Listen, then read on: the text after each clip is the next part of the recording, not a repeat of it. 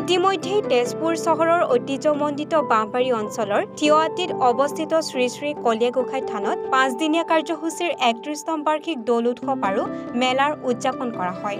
উল্লেখ্য যে আজি পুৱাৰ ভাগত ধৰ্মধ্বজা উত্তোলন কৰে কলীয়াগোসাঁই থানৰ পৰিচালনা সমিতিৰ সভাপতি শ্ৰীযুত মহেন্দ্ৰ বৰুৱাদেৱে।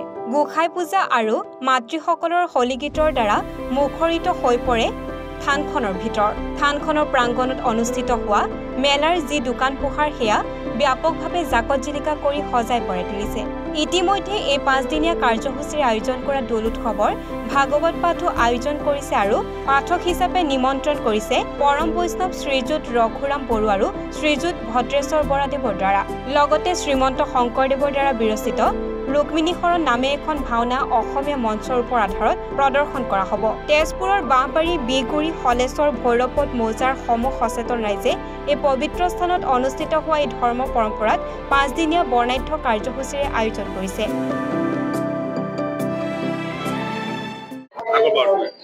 এইবাৰ 31তম বৰ্ষত ভৰি দিছে শ্ৰী শ্ৰী কলীয়াগোসাঁই থান উৎসৱৰ মেলাৰ অনুষ্ঠিত হোৱাৰ। গতিকে যোৱাকালি সন্ধিয়া মেঘদাহৰে আমি আৰম্ভ হোৱা আজি অনুষ্ঠানটো আজি দ্বিতীয় দিনৰ এতিয়া তৃতীয় কাৰ্যসূচী চলি আছে। পশ্চিম তেজপুৰ আঞ্চলিক বাথৌ মহাসভাই তেওঁলোকৰ ধৰ্মীয় এটি পৰম্পৰা আৰজ এতিয়া অনুষ্ঠিত কৰি আছে। আমি তেখেতসকলৰ বিদায় সম্বৰ্ধনাত আমি তেওঁলোকৰ জড়িত হৈ আছো। এই অনুষ্ঠানটো সাৰ্বজনীন।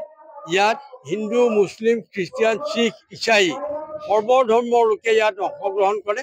সকলোৰে দান বৰঙণিৰ মাজেৰে আমাৰ এই অনুষ্ঠানভাগ দি উঠিছে।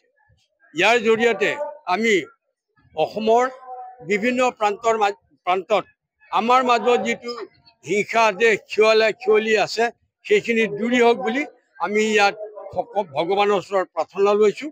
আৰু আমি সকলোৱে মিলি আমি ইয়াত কোনো আমাৰ জাতিভেদৰ কোনো ব্যৱস্থা নাই। মুছলিমেও ৰান্ধিছে, খ্ৰীষ্টিয়ানেও ৰান্ধিছে, হিন্দুৱেও ৰান্ধিছে, সকলোৱে জাতি ধৰ্ম নিৰ্বিশেষে সকলোৱে ৰান্ধিছোঁ, সকলোৱে বাঢ়িছোঁ, সকলোৱে মিলা প্ৰীতিৰে খাইছোঁ। আৰু অসমৰ বিভিন্ন প্ৰান্তৰ ব্যৱসায়ী বন্ধু বান্ধৱীসকল আহি আমাৰ লগত আছে। বোধহয় অসমৰ এইটোৱেই নেকি এটা অনুষ্ঠান যিটো অনুষ্ঠানত ব্যৱসায়ী বন্ধু বান্ধৱসকল আহি কোনো বস্তু মানে দুপৰীয়া বা নিশাৰ আহাৰ কিনি খাব নালাগে। তেওঁলোকে ভিতৰলৈ গ'লে থালখন পাতিলে তেওঁলোকে আহাৰখিনি পায়।